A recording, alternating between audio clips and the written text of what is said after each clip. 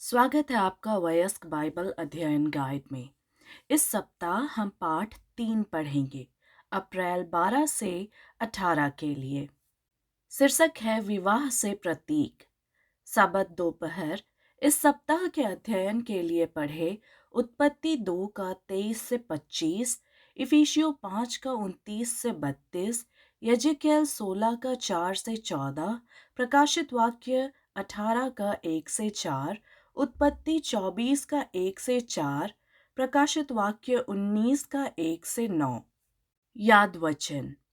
तब स्वर्गदूत ने मुझसे कहा, यह लिख कि वे धन्य हैं जो मेमने की विवाह भोज में बुलाए गए हैं।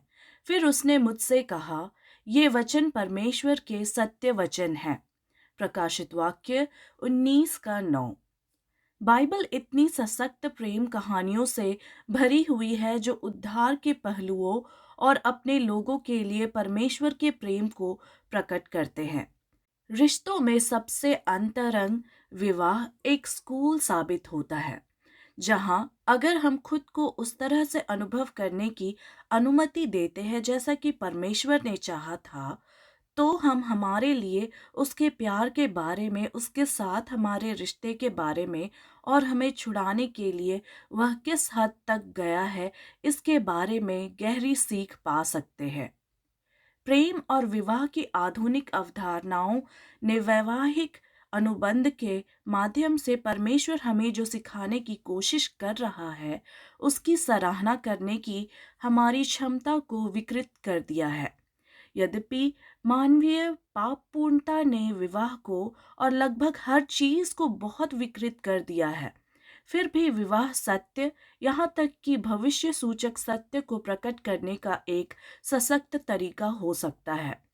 हमें खुश करने के अलावा शादी एक ऐसी पाठशाला होनी चाहिए जिसमें हम अपने बारे में और परमेश्वर के साथ अपने रिश्ते के बारे में गहरे सबक सीखते हैं।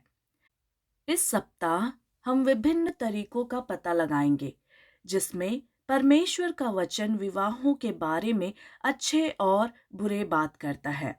फिर हम बेहतर ढंग से समझने के लिए इन उदाहरणों से सबक ले सकते हैं कि परमेश्वर अपने लोगों से कैसे संबंध रखता है, भले ही वे कम पड़ जाए, और हम उसके प्रेम के बारे में कुछ सच्चाइयाँ सीख सकते हैं जो हमें अंतिम दिनों की घटनाओं को बेहतर ढंग से समझने में मदद कर सकते हैं।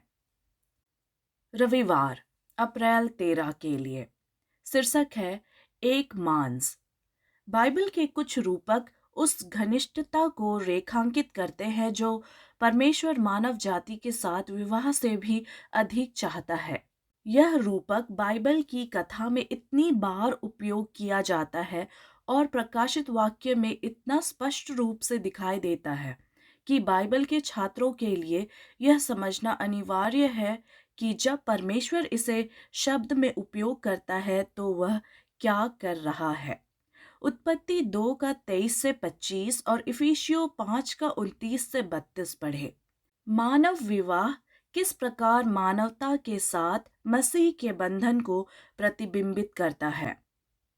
एक अवसर पर जब यीशु फरीसियों से बात कर रहा था, तो उसने आदम और हवा के विवाह की उत्पत्ति का विवरण उद्धृत किया, जिस पर फरीसियों ने तुरंत सवाल उठाया।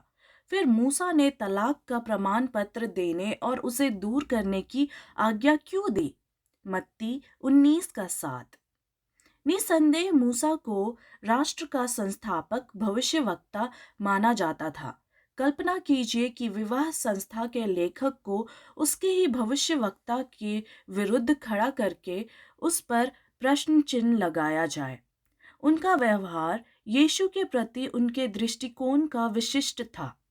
वे अक्सर यह साबित करने का प्रयास करते थे कि उसकी शिक्षाएं धर्मशास्त्र का खंडन करती है। जीवन काल वफादार विवाह मानव जाति की नींव में परमेश्वर द्वारा स्थापित आदर्श था। दुर्भाग्यवश गिरी हुई मानवता ने परमेश्वर के इस मूलभूत उपहार को क्षतिग्रस्त कर दिया। शायद यह देखते हुए कि पवित्र शास्त्र विवाह को कितना महत्व देता है, यह कोई संयोग नहीं है कि इस संस्था पर हमेशा लगातार हमले होते रहे हैं। सबत के दिन के साथ यह अदन में हमें दिए गए दो उपहारों में से एक है और दोनों का उद्देश्य परमेश्वर की अपनी रचना के साथ घनिष्ठ संबंध की इच्छा को प्रदर्शित करना था। विवाह दो अपूर्ण लोगों की घनिष्ठ जोड़ी हमेशा तनाव का कारण बनेगी। चर्च और यीशु मसीह के बीच विवाह एक पूर्ण उद्धारकर्ता और एक अत्यंत अपूर्ण दुल्हन की जोड़ी है। फिर भी एक अच्छे विवाह से हम परमेश्वर के प्रेम के बारे में सीख सकते हैं। यहाँ विवाह के लिए तीन सिद्धांत दिए गए हैं। सबसे पहले, अपने जीवन साथी को क्षमा करें, भले ही वह कितना भी अनाचारी क्यों ना हो। जैसे मसीह हमें क्षमा करता है, चाहे वह कितना ही अनादरपूर्ण क्यों ना हो। दूसरा, अपने जीवन साथी की गलतियों को स्वीकार करें, जैसे मसीह हमारे दोषों और सभी गलतियों को स्वीकार करता है। तीसरा, जैसे मसीह ने हमें अपने से पहले रखा, वैसे ही अपने जीवन साथी को अपने से पहले रखो। ये तीनों सुसमाचार आधारित सिद्धांत हमें न केवल यह समझने में कैसे मदद कर सकते हैं कि परमेश्वर हमसे कैसे संबंधित है, बल्कि किसी भी विवाह में भी मदद कर सकते हैं। सोमवार, अप्रैल 14 के लिए शीर्षक है खूबसूरत दुल्हन। यजेकिएल 16 हमें अपने लोगों के प्रति परमेश्वर के सम्मान की एक आश्चर्यजनक तस्वीर दिखाता है। वह इज़राइल राष्ट्र का वर्णन एक परित्यक्त बच्चे के रूप में करता है, जिसे मरने के लिए एक खेत में छोड़ दिया था। वह उसे घर ले जाता है, उसकी सफाई करता है और जब वह पूरी तरह बड़ी हो जाती है तो उससे शादी कर लेता है। यह एक असंभावित विवाह की एक सशक्त तस्वीर है। यजेकिएल 16 का 4 से 14 पढ़े। इस दुल्हन के उत्कर्ष के विवरण हमें हमारे प्रति परमेश्वर के इरादों के बारे में क्या सिखाते हैं। परमेश्वर ने इस्राएल से कहा कि वह उसकी देखरेख में बड़ी हुई अत्यंत सुंदर है। यजेकिएल 16 का 13। जब परमेश्वर ने पहली बार उसे पाया तो किसी को भी वह सुंदर नहीं लगी। वह अन्य बच्चों के बीच तिरस्कृत थी, इस उम्मीद में अलग कर दी गई थी कि वह मर जाएगी। लेकिन जैसे जैसे परमेश्वर ने उस पर अपना ध्यान आकर्षित किया, वह और अधिक सुंदर हो गई, जब तक कि वह पूरी दुनिया में चर्चा का विषय नहीं बन गई। इब्रानी राजाओं के शुरुआती दिनों में दाऊद और सुलेमान के अधीन यह विशेष रूप से सच था। इथियोपिया की रानी ने भी इस्राएल के वैभव को देखने के लिए एक विशेष यात्रा की। हालांकि इस्राएल की सुंदरता पूरी तरह से परमेश्वर का उपहार थी। वह सुंदर थी, राष्ट्रों में चर्चा का विषय थी, ठीक इसलिए क्योंकि वह उसकी दुल्हन थी। परमेश्वर कहता है कि उसकी सुंदरता मेरे उस तेज के कारण जो मैंने तुम्हें दिया था उत्तम थी। यजेकिएल 16 का 14। यह बाइबल में बार बार दोहराए जाने वाला विषय है। परमेश्वर की दुल्हन सुंदर है, इसलिए नहीं कि उसने कुछ किया है, बल्कि इसलिए कि परमेश्वर ने उस पर अपना अनुग्रह बरसाया है और उसे इस तरह बनाया है। इसी तरह विश्वासी स्वर्ग के अनुमान में सुंदर दिखते हैं, इसलिए नहीं कि हमने इसे हासिल करने के लिए कुछ किया है, बल्कि परमेश्वर के अनुग्रह उस उद्धार के कारण जो उसने हम पर बरसाया है। हम सुंदर है क्योंकि हम उसकी धार्मिकता, स्वयं परमेश्वर की धार्मिकता से आच्छादित है। दूसरा कुरिन्थियों 5 का 21। हालांकि यजेकिएल की अगली आयत तब सब कुछ अच्छा था, परंतु तूने अपनी सुंदरता पर भरोसा रखा और अपनी प्रसिद्धि के कारण व्यभिचारिणी बन गई, और जो कोई तुझे पाना चाहता था उस पर अपना व्यभिचार उंडेल दिया। यजेकिएल 16 का 15। हम परमेश्वर की अच्छाई और महिमा को प्रतिबिंबित करने के लिए बनाए गए थे। जब परमेश्वर की रचनाएं यह मान लेती है कि उसकी सुंदरता उनकी अपनी है, तो वह सुंदरता सस्ती हो जाती है और मुसीबत खड़ी हो जाती है। हमें अपनी खुद की सुंदरता पर भरोसा करने के क्या खतरे हैं? अर्थात हम यह कैसे सोच सकते हैं कि हमारे भीतर और हमारे अंदर कुछ ऐसा है जो हमें परमेश्वर के साथ योग्यता प्रदान करता है या हमें उसके प्रेम के योग्य बनाता है? हम हमेशा आध्यात्मिक घमंड से कैसे बच सकते हैं? मंगलवार, अप्रैल 15 के लिए शीर्षक है होसे की वेश्या पत्नी। भविष्यवक्ता होसे से परमेश्वर का अनुरोध उसके सेवकों में से अब तक दिए गए सबसे अजीब कार्यों में से एक हो सकता है। जानबूझकर एक वेश्या से विवाह करना। लेकिन परमेश्वर अपने दृष्टिकोण से मानवीय पाप और विद्रोह के दर्द को समझने में हमारी मदद करने के लिए होसे का उपयोग कर रहा था। परमेश्वर ने प्रेम पूर्वक एक पत्नी इस्राएल को चुना था, जिसने बार बार उसे धोखा दिया और फिर भी आश्चर्यजनक रूप से उसने उसे वापस ले लिया और उसे बहाल कर दिया। तुलना करें होसे 1 का 2, होसे 3 का 1, प्रकाशित वाक्य 17 का 1 और 2 और प्रकाशित वाक्य 18 का 1 और 4। यहाँ वर्णित वैश्यावृत्ति क्या है? ईसाई चर्च होसे की कहानी से क्या सबक सीख सकता है? चर्च ने किस प्रकार पुराने नियम के पापों को दोहराया है? बाइबल से पता चलता है कि पुराने नियम में इसराइल की त्रुटियां बड़े पैमाने पर मसीह के नए नियम के चर्च द्वारा दोहराई जाएंगी।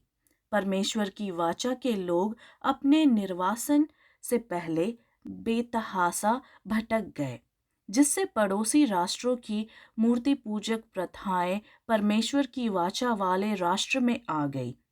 चौथी शताब्दी की शुरुआत में ईसाई चर्च ने एक संभावित लाभ को महसूस करते हुए रोम के सम्राट कॉन्स्टेंटाइन से मुलाकात की और उन्हें चर्च के विवादों को निपटाने के लिए आमंत्रित किया। प्रत्येक मामले में परमेश्वर के लोग कथित समस्याओं के लिए समाधान खोजने के लिए उसके साथ अपने रिश्ते से बाहर भटकते रहे। परमेश्वर के शब्दों के चयन से यह स्पष्ट प्रतीत होता है कि वह न केवल हमें यह दिखाने की कोशिश कर रहा है कि हमने क्या गलत किया है, बल्कि यह उसे कैसा महसूस कराता है। जिन लोगों को जीवन साथी द्वारा धोखा दिया गया है, वे विनाश की भावनाओं को समझना शुरू कर सकते हैं कि मसीह के प्रति हमारी बेवफाई स्वर्ग की अदालतों में हलचल मचा सकती है। शायद होसे की कहानी का सबसे आश्चर्यजनक हिस्सा यह है कि भविष्यवक्ता अपनी दुष्ट पत्नी को छुड़ाने के लिए किस हद तक गया। जब हम मानवता के लिए अंतिम पुकार देखते हैं, जिसमें परमेश्वर के लोगों को बेबीलोन से बाहर आने के लिए बुलाया जाता है, तो यह उल्लेखनीय है कि वह अपने ही लोगों को बुला रहा है, ना कि अजनबियों को। वह उन्हें करीब से जानता है, वह उनसे प्यार करता है और जैसे जैसे दुनिया अपने सबसे बुरे समय की ओर बढ़ रही है, वह अभी भी उद्धार मूल्य की पेशकश कर रहा है जो उसने हमें अपने खून से वापस खरीदने के लिए चुकाया था। मसीह का क्रूस किसी भी अन्य चीज से अधिक हमें यह दिखाना चाहिए कि प्रभु अपने पथभ्रष्ट लोगों को कितनी ईमानदारी से बचाना चाहता है। आज ऐसे कौन से तरीके हैं जिनसे कोई भी चर्च, यहाँ तक कि हमारा अपना भी आध्यात्मिक व्यभिचार में शामिल हो सकता है? बुधवार, अप्रैल 16 के लिए शीर्षक है इसहाक और रिबका। जब अब्राहम बूढ़ा हो गया था और इसमें कोई संदेह नहीं था कि वह परमेश्वर द्वारा उनकी भावी पीढ़ी के बारे में उससे किए गए वादों के बारे में सोच रहा था। देखें उत्पत्ति 15 का 5। तो उसने अपने सबसे पुराने और सबसे भरोसेमंद सेवक को एक महत्वपूर्ण कार्य सौंपा। उत्पत्ति 24 का 1 से 4 पढ़े। अब्राहम के लिए इतना महत्वपूर्ण क्यों था कि उसका बेटा कनानियों की बेटियों से शादी ना करे? उत्पत्ति 24 का 3। उसकी चेतावनी भले ही कितनी भी विशिष्टतावादी क्यों ना लगे, अब्राहम के लिए मुद्दा जातीय नहीं बल्कि आध्यात्मिक था। यह धार्मिक था, राष्ट्रीय नहीं। अब्राहम कनानी धार्मिक प्रथाओं के नैतिक पतन को अच्छी तरह से जानता था। झूठे देवताओं की उनकी पूजा का तो जिक्र ही नहीं कर रहा था, और वह जानता था कि अगर उसके बेटे ने उनमें से शादी की तो उसके लिए इन प्रथाओं में पड़ना कितना आसान होगा। वास्तव में प्राचीन इज़राइल और यहाँ तक कि सदियों से ईसाई चर्च की कहानी ऐसी रही है जिसमें परमेश्वर के लोग, जिन्हें दुनिया को गवाही देनी चाहिए थी, दुनिया और उसकी झूठी शिक्षाओं और धार्मिक मान्यताओं में फंस गए। शायद इस दुखद वास्तविकता का महान उदाहरण बाइबल के 7वें दिन सब्बत के स्थान पर रविवार, सूर्य के मूर्ति पूजक दिन की शुरुआत है। एक वास्तविकता जो अंतिम दिनों में एक प्रमुख भूमिका निभाएगी। उत्पत्ति 24 का 57 से 67 पढ़े। इस कहानी में मिले कुछ विवरणों से हम मसीह और उसके चर्च के बारे में क्या सबक सीख सकते हैं। उदाहरण के लिए, इस तथ्य से हमारी गिरी हुई स्थिति के बारे में क्या सीखना है कि रिबका इसहाक की दूर की अलग रिश्तेदार थी। हम निसंदेह अपनी सृष्टिकर्ता से संबंधित है, मूल रूप से उसके स्वरूप में बनाए गए हैं। हम पाप के कारण उससे अलग हो गए हैं, और फिर भी हमें अभी भी उसके लिए सही दुल्हन माना जाता है। हालांकि अपनी पसंद के माध्यम से हम शादी को ज़रूरत से ज़्यादा आसान बना सकते हैं। हाँ, परमेश्वर हमसे, अपनी दुल्हन से, जितना हम उससे प्यार करते हैं उससे कहीं अधिक प्यार करता है। वे कौन से विकल्प है जो हम हर दिन चुन सकते हैं और लेने चाहिए, जो परमेश्वर के प्रति हमारे प्रेम को मजबूत कर सकते हैं? साथ ही कौन से विकल्प हमारे प्रेम को खत्म कर देंगे? गुरुवार, अप्रैल 17 के लिए शीर्षक है, वेश्या का न्याय किया जाता है। प्रकाशित वाक्य 19 का 1 से 9 पढ़े। दो चीजें एक साथ मनाई जाती है, वेश्या का अंत और मसीह का अपनी दुल्हन के साथ विवाह। यह कैसे संभव है कि दोनों घटनाएं वास्तव में एक ही समय में परमेश्वर के धर्मी और प्रेमपूर्ण चरित्र का प्रदर्शन है? बेवफाई एक बहुत ही दर्दनाक कीमत के साथ आती है। इसका असर बच्चों और अन्य लोगों के जीवन पर पड़ता है। यहाँ तक कि अन्याय सहने वाले सबसे धैर्यवान पति पत्नी को भी अंततः यह पता चल सकता है कि एक ऐसा क्षण आता है जहाँ से वापसी संभव नहीं है, जिसके बाद विवाह से छुटकारा नहीं पाया जा सकता है। जब हमारी दुनिया एक ऐसे बिंदु पर पहुंच जाती है जहां दिल इतने गहराई से कठोर हो जाते हैं कि अब कोई पश्चाताप नहीं होगा, तो इतिहास को जारी रखने और पाप की बेलगाम पीड़ा को जारी रखने की अनुमति देने का कोई मतलब नहीं है। भले ही खोए हुए पर दिल टूट गया हो, लेकिन जिन लोगों ने इस दुनिया की पाप की व्यवस्था के तहत कष्ट सहा है, वे जश्न मना सकते हैं कि आखिरकार यह खत्म हो गया है और दुनिया को उसी तरह से बहाल किया जा रहा है जिस तरह से परमेश्वर ने इसे मूल रूप से डिजाइन किया था। इस बार हम परमेश्वर से विमुख नहीं होंगे, क्योंकि हमने कठिन तरीके से सीखा है कि परमेश्वर उस विनाश के बारे में सही था जो हमें उससे अलग करने से होता है। प्रकाशित वाक्य 21 का 1 से 4 पढ़े। यहाँ विवाह की कल्पना का क्या अर्थ है और यह आशा और वादे से भरी क्यों है? इन पदों में प्रस्तुत आशा के बारे में हमारा आश्वासन क्या है? विवाह जीवन भर का मिलन, मसीह और उनके चर्च के बीच मिलन का प्रतीक है। यीशु मसीह चर्च के प्रति जो भावना प्रकट करता है, वही भावना पति और पत्नी को एक दूसरे के प्रति प्रकट करनी होती है। Ellen G White, testimonies for the church, खंड 7, प्रीस्ट 46। यीशु मसीह को अकल्पनीय पीड़ा सहनी पड़ी क्योंकि मानव जाति ने उन्हें अस्वीकार कर दिया और अपना स्नेह अन्य देवताओं को दे दिया। और फिर भी उसने हमारे लिए खुद को दे दिया, हमारी बेवफाई और व्यभिचार के लिए खुद को दे दिया, ताकि अगर हम पश्चाताप करें और उनसे दूर हो जाए तो हमें शाश्वत जीवन का वादा मिले। पहला पत्रस 1 का 18 और 19 पढ़े। इन पदों में हमें क्या बताया गया है जो हमें प्रकाशित वाक्य 21 का 1 से 4 में दर्शाए गए अंत का आश्वासन देता है। शुक्रवार अप्रैल 18 के लिए अतिरिक्त विचार पढ़े। यूहन्ना 2 का 1 से 11, मत्ती 22 का 1 से 14, दूसरा कुरिन्थियों 11 का 1 से 5 और मत्ती 25 का 1 से 13। एक बार जब आपको यह एहसास हो जाए कि भविष्यवाणी की आपकी समझ को व्यापक बनाने में मदद करने के लिए बाइबल के बाकी हिस्सों में कितना डेटा उपलब्ध है, तो इसे अत्यधिक लागू करना आकर्षक हो सकता है।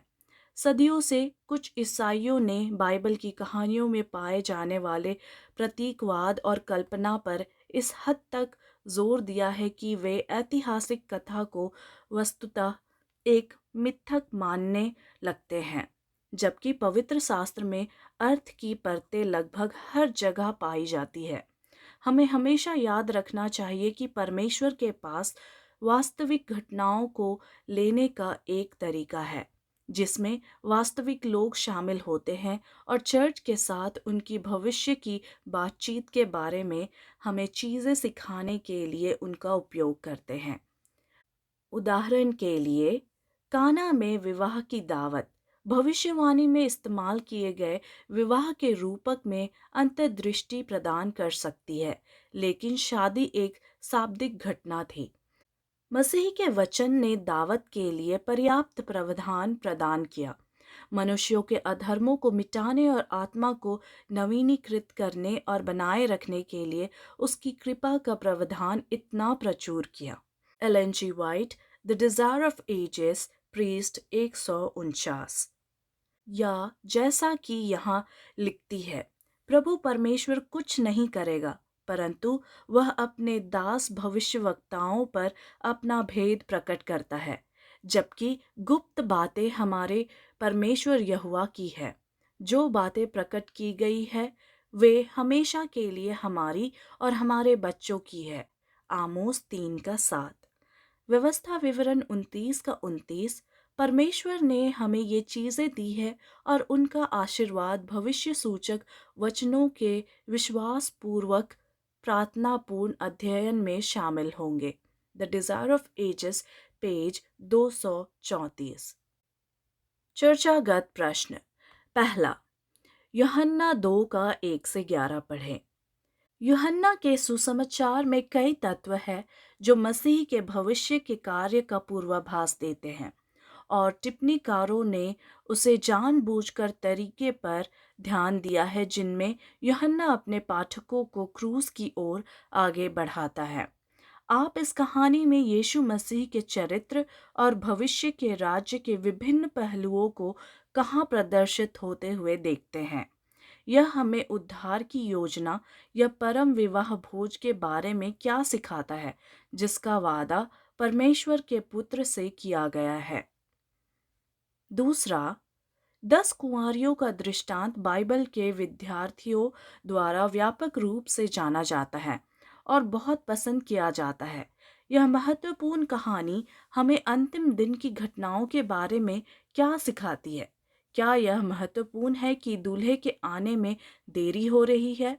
यह दृष्टांत मसीह के साथ हमारे व्यक्तिगत संबंधों के बारे में क्या सबक सिखा सकता है, बनाम जिस तरह मसीह सामूहिक रूप से चर्च से संबंधित है।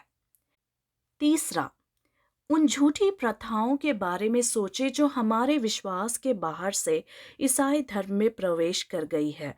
बाइबल के सब्बत के विपरीत स्पष्ट रविवार के अलावा अन्य कौन सी झूठी मान्यताएं आई है, वे कैसे आए हैं, और हम ना केवल खुद को उनसे बचाने के लिए बल्कि दूसरों को यह देखने में मदद करने के लिए क्या कर सकते हैं कि वे वास्तव में क्या है।